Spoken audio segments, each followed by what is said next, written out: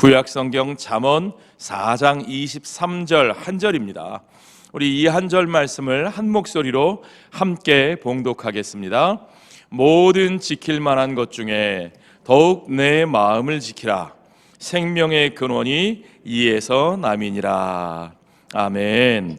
우리 오태관 목사님 나오셔서 마음을 지키라는 말씀으로 말씀 전하실 때 여러분 큰 은혜 받으시기 바랍니다.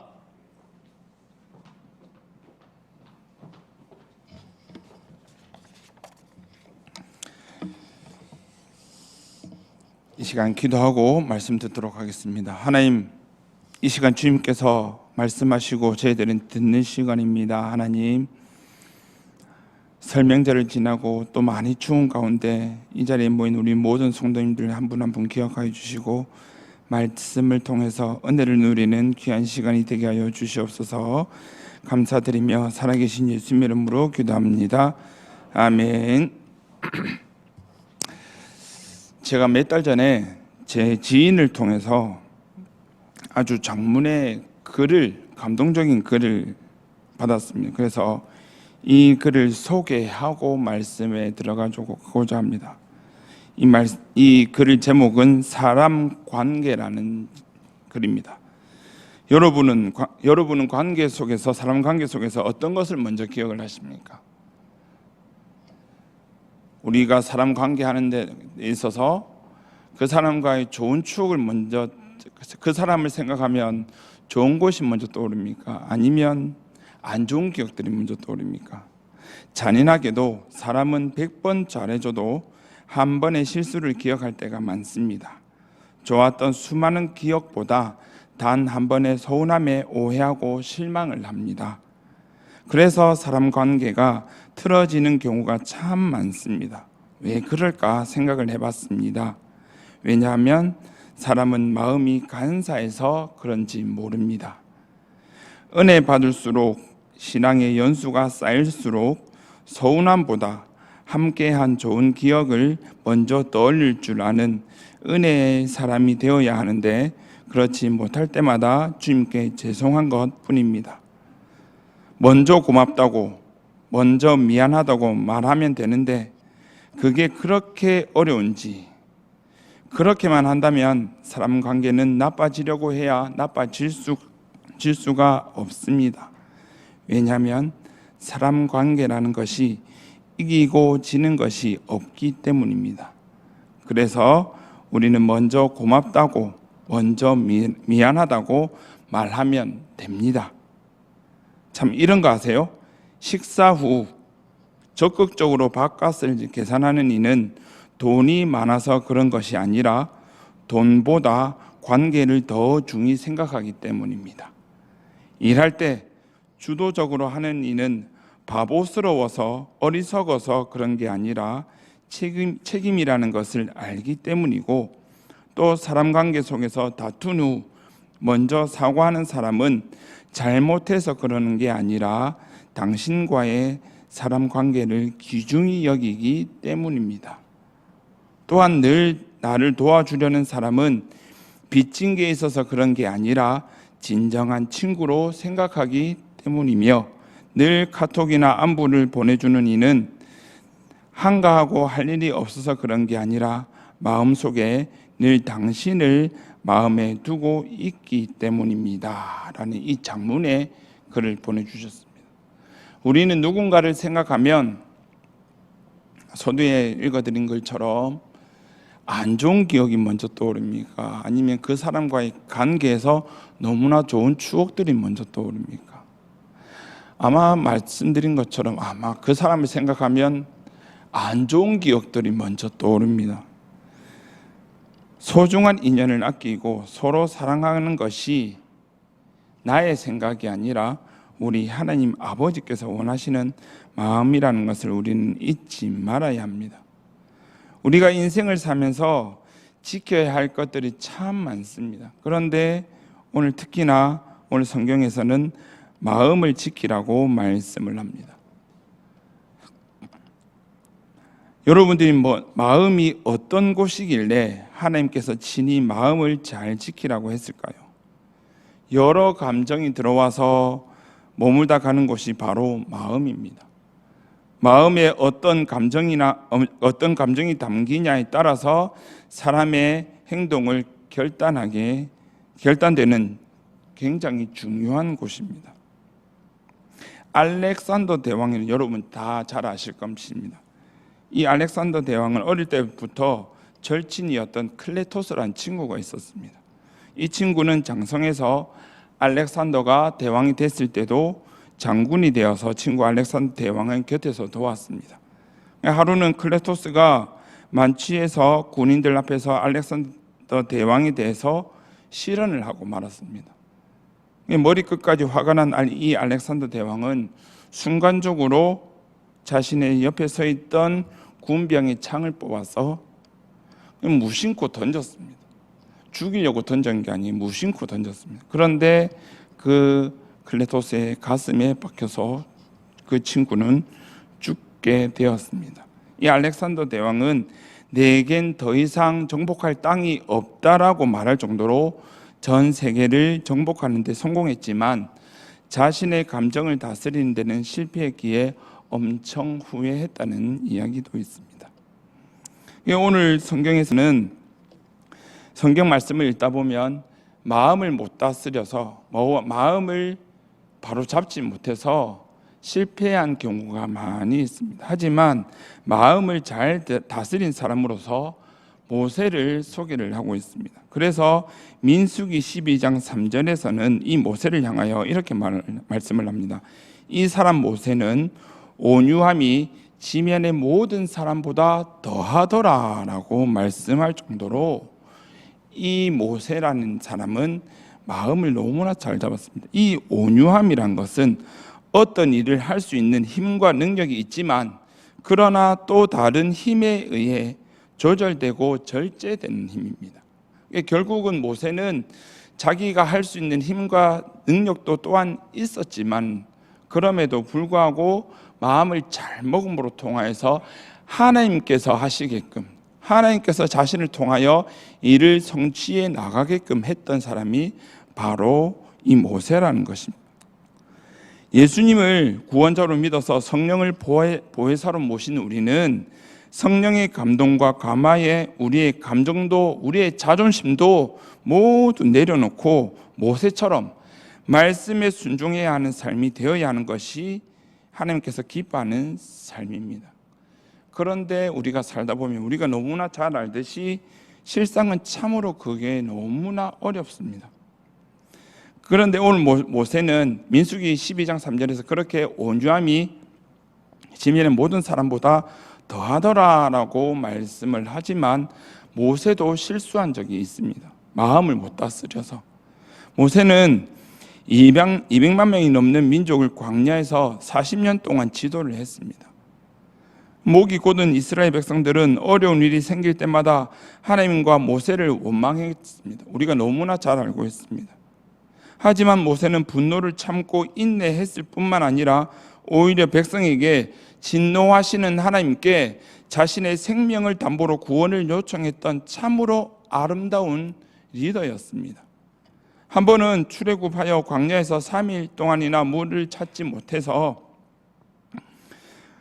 그러다가 드디어 물을 발견하게 됩니다. 그런데 이 물은 도저히 마실 수 없는 마라라는 쓴물이었습니다. 더 깊은 좌절감에 빠진 이 백성들은 어떻게 합니까? 이때 또다시 모세에게 모든 분노의 화살을 다 돌립니다.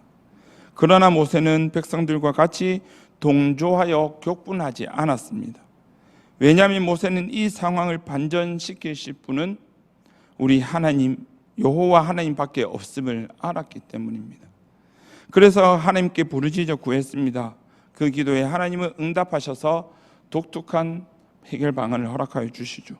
출애굽기 15장 25절의 말씀에 여호와께서 그에게 한 나무를 가리키시니 그가 물에 던지니 물이 달게 되었더라라고 말씀을 합니다. 물이 달게 되고 물이 달게 될 정도로 하나님께서는 뜻밖 생각하지도 않았던 방법을 허락하여 주셨습니다. 모세는 백성들을 하나님의 뜻으로 인도한다고 한 게 쓴물이 있는 곳이었습니다. 모세도 사실은 그것이 쓴물인지 전혀 몰랐습니다. 오직 하나님의 뜻대로 인도한다는 게 결국 그렇게 되었다는 것입니다. 이때 모세는 하나님을 원망하고 순종한 결과가 이것이냐고 하나님께 푸념할 수도 있었습니다. 그러나 모세는 마음에 그런 불평을 담지 않았습니다.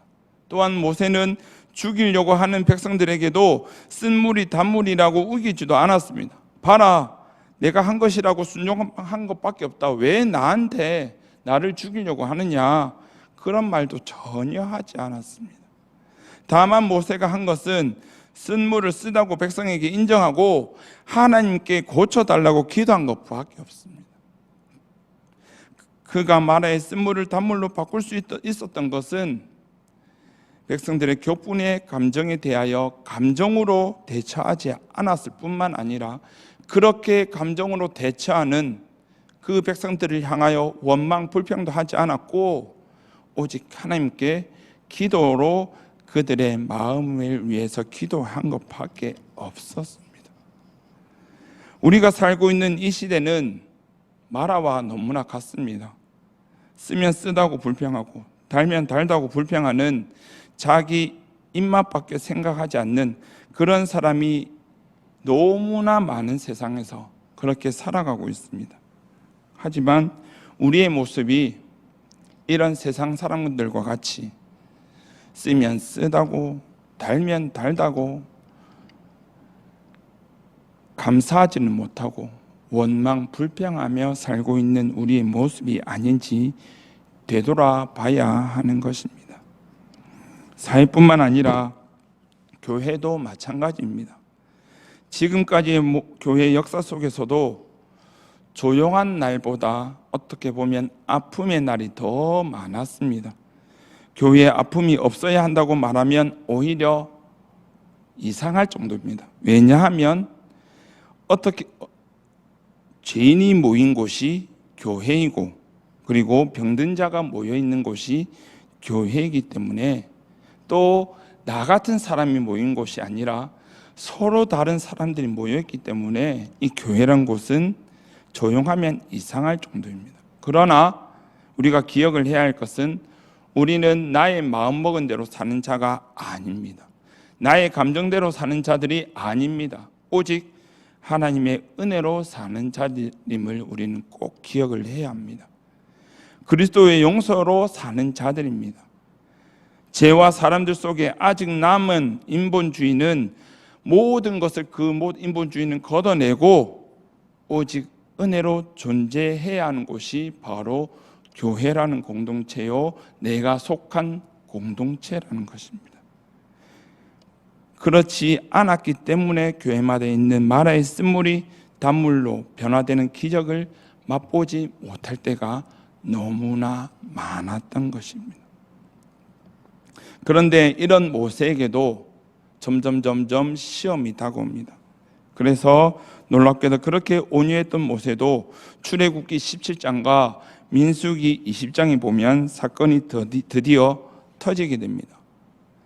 무리바라는 지역에서 또다시 물이 없게 되었을 때 그때도 역시 이스라엘 백성들은 모세에게 원망을 쏟아붓습니다. 그때 모세는 참지 못하고 백성들에게 향하여 분노하면서 하나님 말씀대로 반석을 향하여 명하지 못하고 반석을 2번 쳐서 물이 나게 합니다. 하나님은 마음을 다스리지 못한 모세를 책망하셨고 가나안에 들어가는 것을 허락하지 않으셨습니다.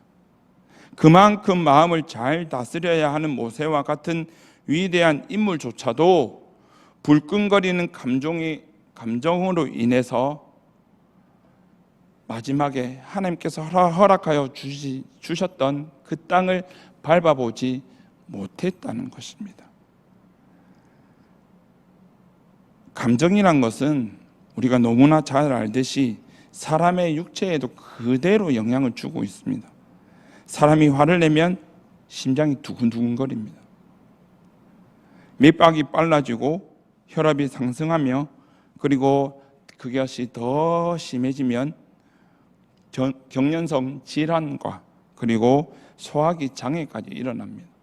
그리고 피가 응고되어서 졸도까지 하게 된다고 합니다.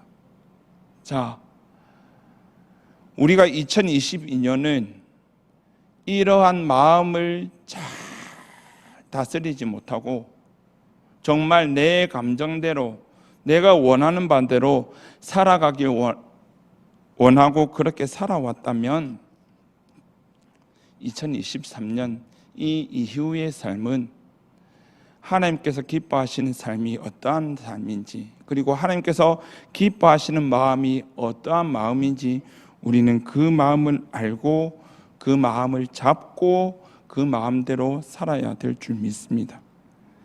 인류의 최초의 살인자가 되었던 가인은 감정을 조절하지 못해서 동생을 죽였습니다. 뿐만 아니라 누군가 나를 죽일 것만 같다고 스스로 불안에 떨었습니다. 그리고 그 분노는 하나님과의 관계뿐만 아니라 모든 관계성을 파괴시키는 정말 무서운 것이 되었습니다. 요즘 우리 사회에 보면 이 감정 조절, 마음을 다스리지 못해서 일어난 사건들이 너무나 많습니다. 아파트 이웃들과 싸우고, 지나가던 행인과 사손 시비 끝에 싸우고, 가족끼리는 물고 뜯고 하다가 결국은 저지르지 말아야 할 살인죄까지 저지르는 것을 보게 됩니다. 우리는 그러한 범죄는 저지르지 않고 있다고 할지라도 우리 마음속에는 어떠한 감정이 더 많이 잡고 있는지, 내 마음속에는 내 옆에 있는 가족과 함께, 옆에 있는 이웃과 함께 내가 속한 이 공동체 안에서 그 사람을 향하여 볼 때 내 마음속에는 어떠한 감정이 일어나는지 한번 곰곰이 생각해 봐야 합니다. 그리고 그 마음이 바뀌도록, 혹시나 원망과 질투와 시기와 모든 그런 감정이 일어난다면 그 마음이 바뀌도록 하나님 아버지께서 우리에게 보여주셨던 그 사랑의 마음이 가득하게 해달라고 기도하는 우리의 삶이 되어야 한다는 것입니다. 바로 이 모든 이 시대에 이러한 사람들을 향한 미운 마음, 마음을 다스리지 않는 이런 마음이 없어지고 이러한 사건들이 일어나지 않게 하기 위해서는 가장 중요한 것은 어떠한 마음인가? 바로 모든 일에 감사하는 마음이 있어야 합니다. 서두에 읽어드린 글처럼 부족한 것이나 모자란 것이 없는 사람은 없습니다. 제가 봐도 제 자신이 너무나 부족한 사람입니다. 그런데도 저 같은 사람을 사랑하여 같이 살아주는 사람을 향해 저는 감사하는 마음이 들어야 함에도 불구하고 그러지 않을 때가 많다는 겁니다. 저를 예로 들었지만 저뿐만이겠습니까? 지금 앉아 계시는 분이 거의 대부분이 아닐까 생각이 듭니다. 내가 만약에 내가 먼저 낮아지고 겸손하고 그 사람을 향하여, 우리의 공동체를 향하여, 내가 속한 모든 일에 대하여 감사하는 마음이 가지고 있다면 오히려 그 사람을 향하여 좋은 점만 볼 수밖에 없게 되는 것입니다. 사랑하는 성도 여러분, 오늘 본문에서는 마음을 다스리라고 말씀을 하고 있고 생명의 근원이 이에서 난다고 말씀을 하고 있습니다. 우리가 마음을 어떻게 먹냐 따라서 한 영혼을 죽일 수도 있고 살릴 수도 있다는 것이죠. 우리는 기독교는 영혼을 죽이는 종교가 아니라 영혼을 살리는 종교입니다. 영혼을 살리기 위해서는 내가 행동으로 겉모습만 그 사람을 향하여 웃는 얼굴로 대하는 것이 아니라 내 마음까지도 그들을 향하여 웃고 넓은 마음으로 품어줄 수 있는 그런 마음이 된다야 하는 것입니다. 오늘 설교 제목처럼 어떻게 하면 우리가 실생활에서 마음을 잘 먹는 그리스도인이 될 수 있을까? 제가 곰곰이 생각하면서 적용점을 한번 3가지로 만들어 생각해 봤습니다. 첫 번째는 이미 우리가 누리고 있는 것들, 사람 관계부터 시작해서 내가 누리고 있는 것들을 곰곰이 생각하고 이 모든 것들이 얼마나 많은 하나님의 은혜였는지를 잘 생각하고 감사하는 삶을 살아야 합니다. 그리고 두 번째로는 모든 상황 속에서 그 감사하는 마음으로 인해서 그 감사가 우리 하나님 아버지께 뿐만 아니라 내 옆에 있는 가족과 이웃과 우리 공동체에 표현을 해야 합니다. 하나님께서는 감사에 대해서 데살로니가 전서와 그리고 디모데 전서에서 분명히 말씀을 합니다. 데살로니가 전서 5장 18절에는 범사의 모든 일에 감사하라, 이것이 그리스도 예수 안에서 너희를 향하신 하나님의 뜻이니라 라고 말씀을 합니다. 하나님께서 우리에게 향하신 한 가지 뜻, 오직 감사밖에 없습니다. 올 한 해 2023년 감사가 넘치는 삶을 살아가시기를 바랍니다. 그리고 디모데전서 4장 4절에서는 하나님께서 지으신 모든 것이 선함에 감사함으로 받으면 버릴 것이 없다라고 말씀을 합니다. 하나님께서 지으신 모든 것이 선함으로 내가 마음속에 감사함을 가지고 그 모든 것을 받기만 하면 우리는 버릴 것이 없는 것이 된다는 것이죠. 감사는 하나님께 영광 돌리는 최대의 방법이요, 성도들의 마음을 감정이나 기분에 요동치 않도록 하는 최대의 무기라는 것을 꼭 기억을 하시기를 바랍니다. 세 번째로는 제일 중요합니다. 예수님 없이 하나님을 믿지 말아야 합니다. 예수님 없이 어떻게 하나님을 믿습니까? 라고 질문을 하시겠죠. 지금 시대는 예수님 없이 하나님을 믿는 사람이 너무나 많다는 것입니다. 예수님 없이 신앙생활을 한다는 말은 예수님께서 우리에게 보여주신 그 구속의 은혜를 잊고 산다는 말입니다. 내가 구속받은 죄인임을 잊는 순간 그것은 믿음이 아니라는 것입니다. 믿음이 없으니 내 기분이 진리가 되고 내가 좋은 대로 되어야 하는 교만이 우리를 지배하게 된다는 것을 꼭 기억을 하시기를 바랍니다. 그렇다면 내 감정이 앞서고 내가 원하는 대로 되지 않기 위해서는 우리에게 영원히 잊지 말아야 할 예수 그리스도께서 우리에게 보여주신 그 구속의 은혜를 매 순간 잊지 않고 살아가야 합니다. 우리가 살아갈 때 늘 우리가 베풀어 주신 은혜가 무엇인지 그 은혜에 감사하며 우리에게 구속의 은혜를 베풀어 주신 그 하나님께 늘 감사하는 삶을 살아가시기를 바랍니다. 우리는 지금도 매 순간 내가 무엇을 해야 하는지 찾아가면서 살아가고 있습니다. 내 기분과 감정을 따라 사는 크리스찬이 아닌지 한 번 더 생각을 해보시고 예수님이 없는 신앙생활, 열심만 있는, 기술만 있는, 은혜가 없는 신앙생활을 하는 것이 아닌지 한번 되돌아보시고 우리가 누려야 할 것은 오직 우리 하나님 아버지께 감사하는 삶, 그리고 우리 하나님 아버지께서 나를 향하여 어떠한 마음을 품기를 원하시는지 매 순간순간 생각하며 살아가시기를 바랍니다. 그리고 우리 성동교회가 내가 머무는 이곳이 교회가 있기에 나도 있고 내가 있기에 교회가 있다는 것을 잊지 마시기를 바랍니다. 그리고 내가 있기에 이 공동체가 있고 내가 있기에 서로 섬기고 사랑하고 품어주고 위로하고 안아줄 동력자가 있다는 것을 절대 잊지 마시기 바랍니다.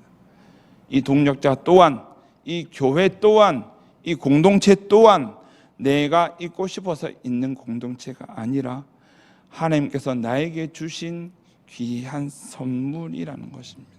그렇기에 우리 동력자들을 향하여, 누군가를 향하여 이스라엘 백성들처럼 원망과 불평과 시기와 질투와 이런 감정보다는 하나님께서 우리에게 품어주셨던 한없는 사랑, 한없는 은혜를 그들에게 베풀며 우리 공동체를 교회다운 교회로, 또 우리 가정을 가정다운 교회로 하나님께서 기뻐하시는 아름다운 공동체로 세워나가시는 저와 우리 성도님들의 삶이 되시기를 주님의 이름으로 축원합니다.